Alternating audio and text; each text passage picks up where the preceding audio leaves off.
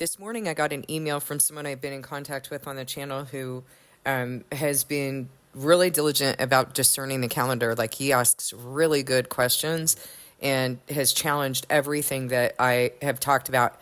And I really actually appreciate that, because what he's doing is coming alongside me and discerning with me rather than just being spoon-fed by me. And he is having love for truth. So he's testing everything that I'm saying.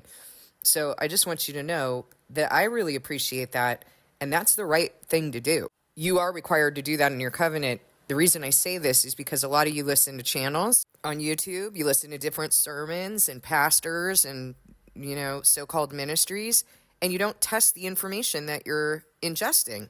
You don't ask questions. Some of you are afraid to ask questions or to challenge what people are saying, and that's wrong. That is against your covenant. How can you be saved if you're not involved? And so it brings into question, how many people are you listening to and just picking information from here and there? You have to discern the fruit and test the spirit. That's what the word says. So if you're afraid that you don't have enough information or knowledge or understanding, that isn't an excuse. And I want to tell you why. Because God has not set apart the wise of the world to understand his word. He's set apart the fools. So if you feel like a fool, you're in good company, my friend. You just might be one of the ones. Like, if you feel like, oh, I'm not that learned. Don't have a degree. I didn't go to Bible college. I didn't go to seminary. Guess what? The people who've gone to Bible college and seminary are often, and I don't want to say this against anyone who really is trying to pursue truth, but I'm going to tell you my personal experience. They're usually too arrogant to actually hear the truth. Don't let anybody intimidate you, guys. Don't be afraid of man. Be afraid of God and ask him for wisdom, and he will give it to you in ways that only he can give. And you're going to actually discover that the learned of the world are fools. They are the true fools. God confounds the wise with the small and foolish things to the world, of the world. Don't be afraid. Ask God for wisdom, believe that he will give it to you, and know that he gives wisdom to those who really seek him abundantly. He will give you abundant wisdom without finding fault if you truly seek him. So this man's name is John, the one who got a hold of me. And what he asked me is, I'm trying to, he'd listened to all my videos on the calendar, and he's trying to understand, he's trying to discern, how does May 18th, 2022, when I have been saying for the last almost 2 years on this channel, God anointed me on that day, but it was a Wednesday. So based on a Saturday Sabbath, like, how do I reconcile this? Well, Saturday Sabbath is not the Sabbath. And so now, almost 2 years later, well, technically it's a little over a year and a half, closer to a year and a half, God is revealing certain things and helping and confirming that what he did on May 18th, 2022 was his anointing on Pentecost. He had told me ahead of time, I am going to anoint my witnesses on Pentecost. Well, online, it said Pentecost was June 4th that year. And, according to the Reformed Judaism so-called God calendar that they've added to and taken away from and done all kinds of crazy things, so it's no longer God's calendar. So at that time, that's what I had. That was the information I had. And when June 4th, and I did a video and talked about, the channel is my witness, and anyone who's heard that video, and I have never, not once said, well, it was a Wednesday, maybe I was wrong, maybe he didn't do this. I've never said that. I've always said, I know he did this, and there is an explanation, and he will reveal it. And he's revealed it. Look, it's been a year and a half, over a year and a half later, and he is bringing this into understanding. Don't give up on God, guys. He's real, and he will bring understanding, but he will do it in his own time.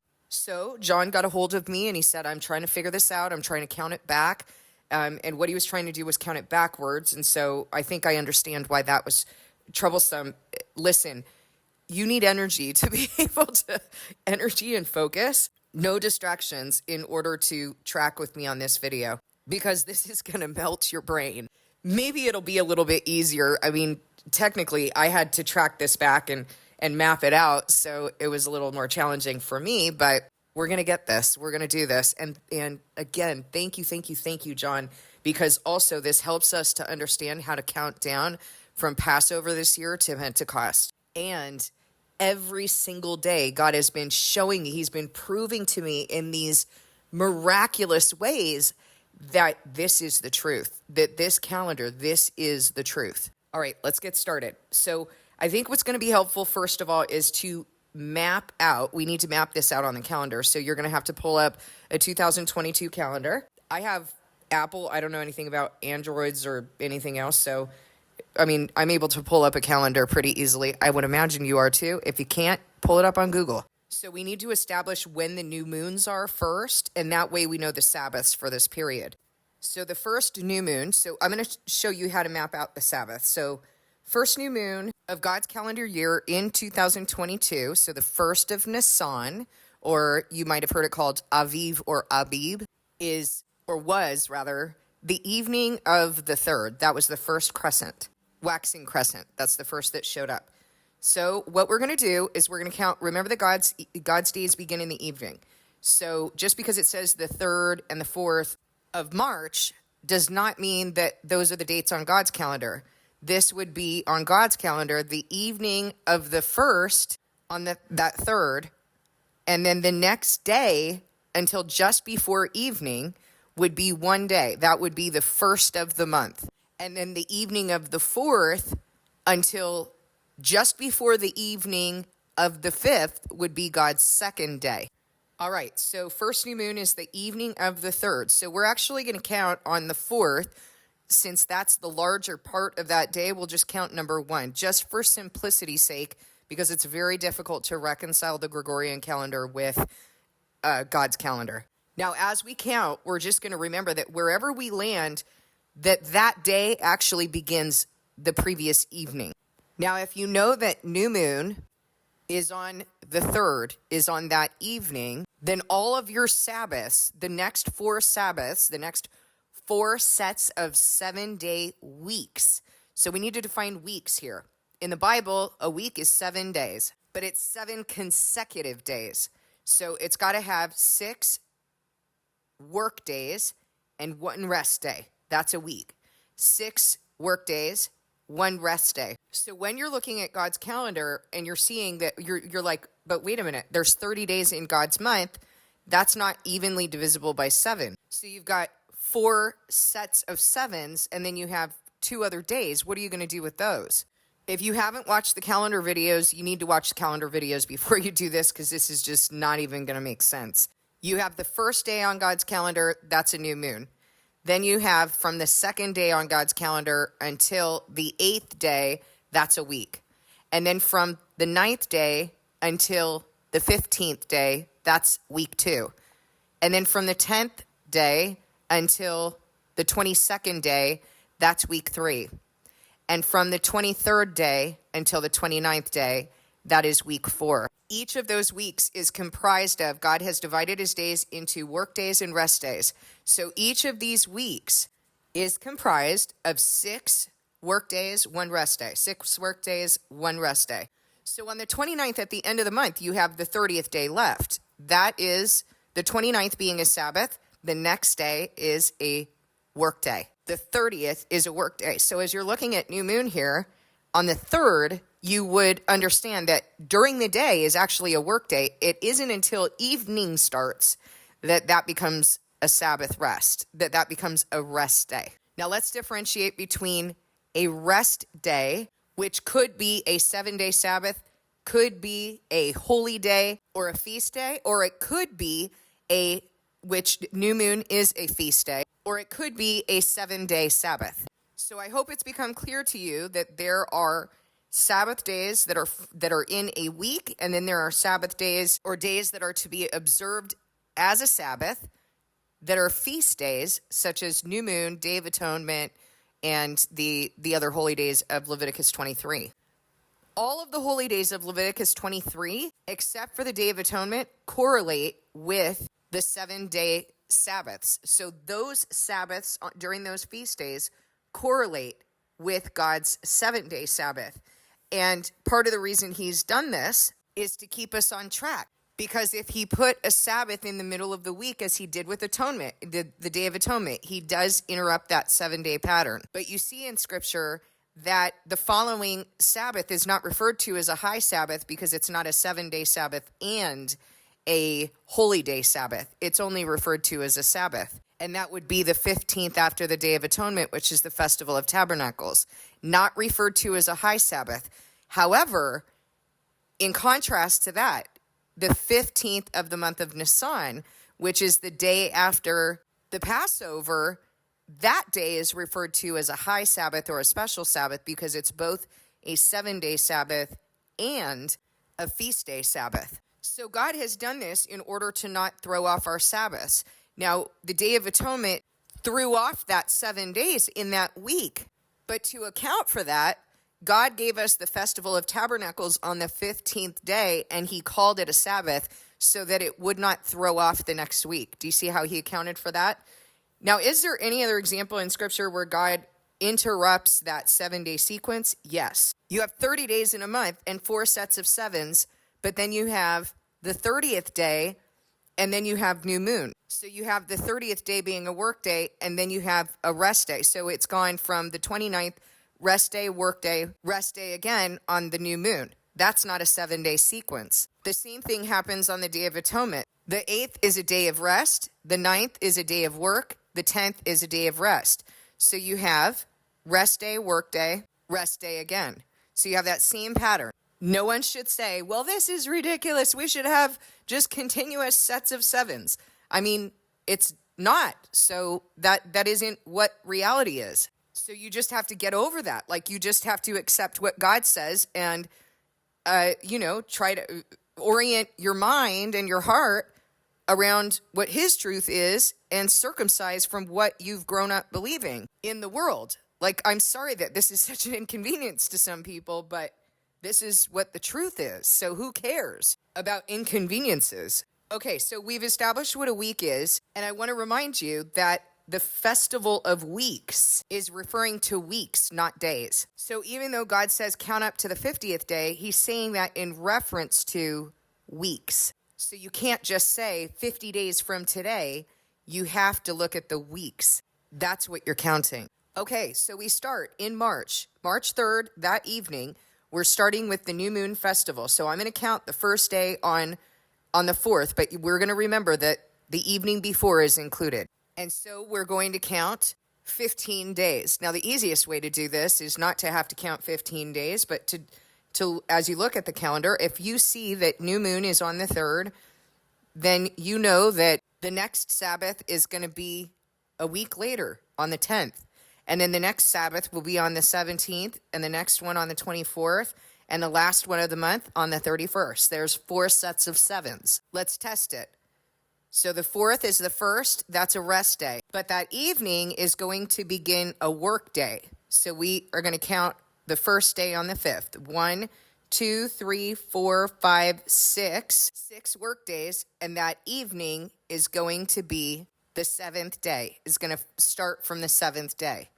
So the 10th of March, that evening to the 11th, just before evening, is the Sabbath day. That is the 8th date of the month on God's month. All right, so let's map this out. The 3rd, new moon. 10th, Sabbath. 17th, Sabbath. 24th, Sabbath. 31st, Sabbath. The next day is a work day in the evening, starts in the evening, and continues until just before the evening of the 2nd of April. That evening is going to begin the 2nd new moon on God's calendar, which is the month of Ziv, Z-I-V. The evening of the 2nd to the evening, just before the evening of the 3rd, is going to be the first day on God's calendar. So if that's true, then the 9th, the 16th, the 23rd, and the 30th are all Sabbaths beginning in the evening. So, for example, the 2nd to the 3rd is new moon. 9th to the 10th is Sabbath, 16th to the 17th Sabbath, 23rd to the 24th, and 30th to May 1st. Those are all Sabbaths, and those Sabbaths begin with the 8th day on God's month, the 15th on God's month, 22nd on God's month, and 29th. Okay, hopefully you've gotten the picture by now. You feel like, okay, I've got this. So 30th to May 1st is a Sabbath. That evening begins a work day, the 30th on God's month. The evening of the 2nd is going to be the 3rd new moon, and that is the month of Sivan, S-I-V-A-N, until the evening, just before the evening of the 3rd of May. That is new moon day. So we've got a rest day, and then in the evening, that begins a work day. Count down 7 days to the next Sabbath. Next Sabbath is, well, remember that it's easiest to just look at when was the new moon. And the new moon, you can remember that this is starting in the evening because you don't really see the moon during the day. You can, but you're not looking for it during the day. You're going to look for it at night. So the next 4 Sabbaths are going to be on the 9th, 16th, 23rd, and 30th of the month of May. And the evening of the 30th of the month of May to just before the evening of the 31st is going to be that Sabbath. The evening of the 31st to just before the evening of June 1st is going to be a work day. The evening then is going to be a rest day because it's new moon. And then you can follow down those Sabbaths. We don't need to go that far in this video because all we're doing is testing, does this make sense? Would the festival of Passover, would that line up with the new moon that month? And does Pentecost line up with the date that I know that God anointed me? Okay, so just for review, the Sabbaths, the new moon of Nisan, the first month on God's calendar, is March 3rd through 4th. The Sabbaths are March 10th through 11th, 17th through 18th, 24th through 25, 31st through April 1st. The next new moon of Ziv, the second month on God's calendar, is April 2nd through 3rd. The 7-day week Sabbaths are April 9th through 10th. I'm going to post this in the description, by the way, because I think that's just going to be helpful. That way you have a visual to follow along with, if you're more of a visual learner. April 9th through 10th, 16th through 17th, 23rd through 24th, 30th through May 1st. May 2nd through 3rd is the next new moon, and that is the month of Sivan. That's the 3rd month on God's calendar. The 7-day week Sabbaths, and I'm saying this intentionally to get this through your heart and mind, that God has established weeks as 7 days. And that when he says count down the weeks, that's what he's talking about. He's not talking about a Roman calendar in which there are consecutive 7-week periods. He's talking about what he established, not what man established. So the next 7-day week Sabbaths in May are May 9th through 10th, 16th through 17th, 23rd through 24th, 30th through June 1st. As long as you have those mapped out on your calendar, it's going to be very helpful to refer to. Now we need to mark the Passover. The Passover is always on the 14th of the first month, the 14th of Nisan, and that is going to correlate to the evening of March 16th through just before the evening of the 17th. Let's count it down. We're going to count by the whole day because I just feel like that's a lot easier. So the whole day meaning the 4th. So we'll go the 3rd to the 4th, okay? But we're going to remember that we have an evening. Okay, so number 4, 1, 2, 3, 4, 5, 6, 7, 8, 9, 10, 11, 12, 13, 14. Okay, that should bring you to the 17th day of the month. And on your calendar, you probably wrote in that it's a Sabbath. Don't let that trip you up. Remember that Sabbath begins in the evening. So the day part of the 17th and the evening part of the 16th are the Passover, the 14th day of the month, or at least the first day of the Passover, right? That's when the lamb is slaughtered at twilight on the 16th. And then that day would have been when Jesus was being crucified. The evening of that day begins your Sabbath. Okay, so this is lining up. So we want to put on our calendar that March 16th through 17th is the 14th of Nisan. That is the Passover. Now, the Passover is not a Sabbath. I want you to just notice this. It's not a Sabbath. It's not until the 15th day of the month that God says, now you're going to observe 7 days of the festival of unleavened bread, and you're going to observe a Sabbath on the first day and on the 7th day. And the first day and the 7th day are correlating exactly with our 7-day Sabbaths. Why does he do that? Because he doesn't want us to get off track in counting our Sabbaths. So now here on the 17th of March, which is during the day is the 14th of Nisan, that evening is going to begin our Sabbath. And we're going to count down 7 days. We're going to observe a Sabbath on the first day and also on the last day. So the last day is going to be the evening of the 24th to the evening of the just before the evening of the 25th. That is the 22nd of Nisan.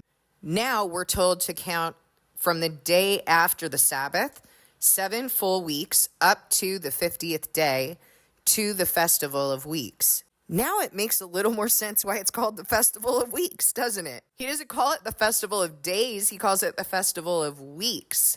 Okay, so the day after the Sabbath, we want to count 7 full weeks up to this 50th day. The day after the Sabbath is the 25th, the evening of the 25th, through just before the evening of the 26th. But remember that we're only counting weeks, we're not counting days. So as you count down, up to the 30th day is going to be 5 weeks, but now the 4 consecutive weeks have ended and a new moon is about to start a new month. So you're going to have to skip back over to where he starts counting weeks again. That would be the day after the new moon, from the 2nd day on God's calendar to the 8th, the 9th to the 15th. I'm using God's calendar dates. Don't get tripped up looking at the Gregorian. So the 9th to the 15th, the 16th to the 22nd, and the 23rd to the 29th. Those are 4 consecutive weeks. So we've already counted 5 weeks up to the 30th day, but now we need to count 2 more weeks. So we switch back down to the new moon on the evening of May 2nd to day of May 3rd. And then we start counting 2 more weeks. So May the 3rd through the 9th equals the first week.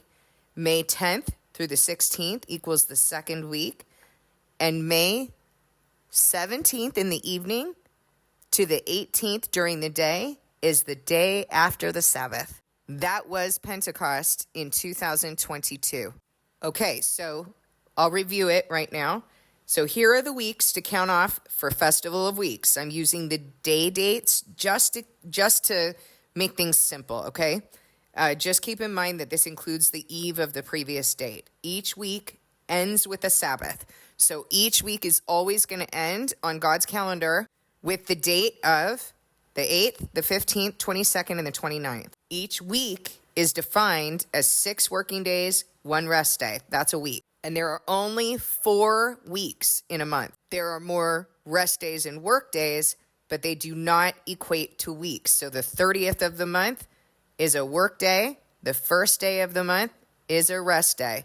That's not a week. That's only a 2-day period. In the month of Nisan, you have week 1, March 26th through April 1st.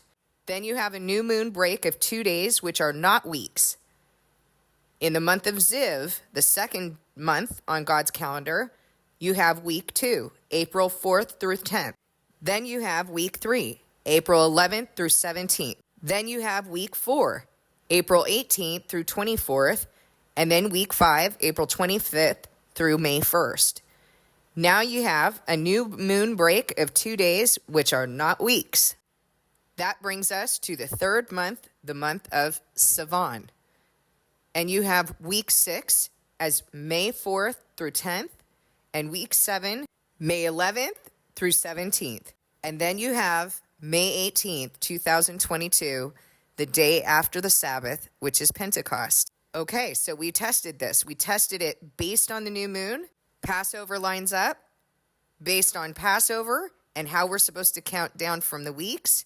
Pentecost lines up. So we've tested this again. Some other things that I think are going to be important to you is that in Exodus 12, God tells us that on the evening of Passover, that we're supposed to, on the 10th of the month of Nisan, we take a lamb that's a year old into our homes, and on the 14th, and we care for that lamb, and then on the 14th, we are to slaughter the lamb at twilight, and so that's when the Passover meal occurs. Now, if the lamb is a year old, then you know that this time last year, that lamb was born.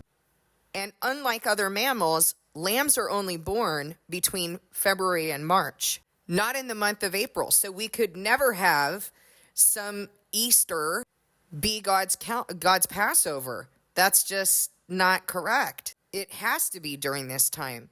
And so as we're looking at the date of Passover and we're testing that with what is the actual truth, the date of Passover was March 16th to 17th.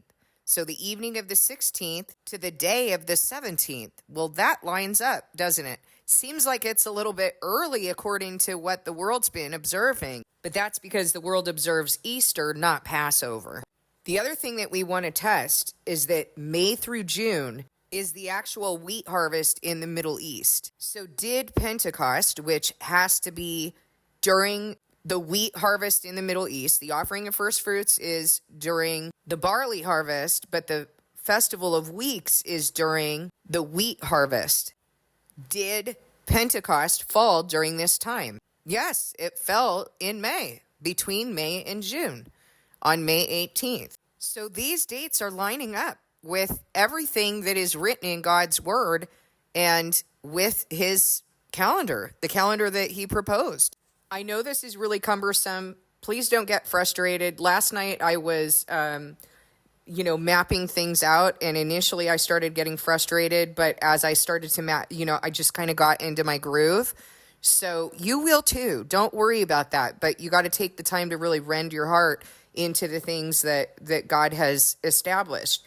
And another reason why I believe that God has made this a little bit more challenging is because, we've been struggling to understand this. Myself in particular, for days and days, my brain was just melted by the time God revealed all of this, but he really made me toil over it. And there are a few things that I understand about why he's doing that. He wants to know my heart. He wants to make sure that my heart is really for him. He has even tested me when I thought, no, that can't fit. But then, it didn't satisfy the narrative that I had. And, so am I going to try to make it fit into the narrative, or am I going to seek truth? I've always sought truth. I've never tried to plug anything into my own narrative. Who cares about my narrative? It doesn't matter. So he's testing my heart, and he also wants me to know what the Antichrist has done. And that if we just stay with his truth, if we had just obeyed him from the beginning, there's so many parts of my life where this is true, where this is absolutely 100% what God keeps showing me is like, if everyone had just stayed in Jerusalem and obeyed what he said, we would not be in this concrete jungle rat race, terrible life that we have to live. We wouldn't have been scattered among the nations, having to live as the pagans do. We would have just done business with each other. It wouldn't have been difficult for us to observe God's Sabbaths because the people we were living with, the community that we were in, would have been all observing and caring about God's truth. But now we're trying to find our way back to his truth, and we find ourselves among pagans who rule over us. Essentially they do. They rule over us. We are in bondage right now. How easy is it going to be for you to go to your employer and say, listen, I don't even know how to say this, but I'm not going to be going by the Gregorian calendar, so I can't even tell you, in this month of February, these are the days I'm going to take off. I really have to just tell you a set of dates. I'm going to have to take these days off and these days off. Are you cool with that? How are people going to look at you? It's very challenging. God's going to make a way. He's going to make a way in the wilderness. That's for sure. He's promised us to do that he will do that. But it's really challenging. And I feel a lot of sorrow for the people in the assembly who have, regular jobs and are having to wonder and sort out, how do I do this? The only thing that matters is obedience to God. How am I going to do this? How's my boss going to respond to this? It's really sad. It's sad what we have handed ourselves over to from generation to generation. We should have just obeyed him. So let's learn from that and let's just obey him. Let's just ask him, whatever it is that you want me to do. I know that you know what's best. You're showing me the results of our ancestors sinning. And another thing that comes to mind for me is we should be praying like Nehemiah prayed. We need to be acknowledging this. If you see that this is what's going on right now, because I would like to just, go work the land, be with my family, cook. Like that's what I would like to be doing right now. I don't want to be here like exposed to noise pollution and pagans and their practices. I'm trying to get back down to simple. If you recognize this, guys, if you have the eyes to see this, stop. Just stop right now and pray and acknowledge it before God and repent for your ancestors, for the sins of your ancestors that you've been carrying out, because you chased this just like I chased it. You became complacent in it just like I became complacent in it, because all of us were once evil. So change the pattern and get back to what God established. He will make a way. Acknowledge why it is that we are in the situation we're in right now. Thank you for listening. Please discern this message with God.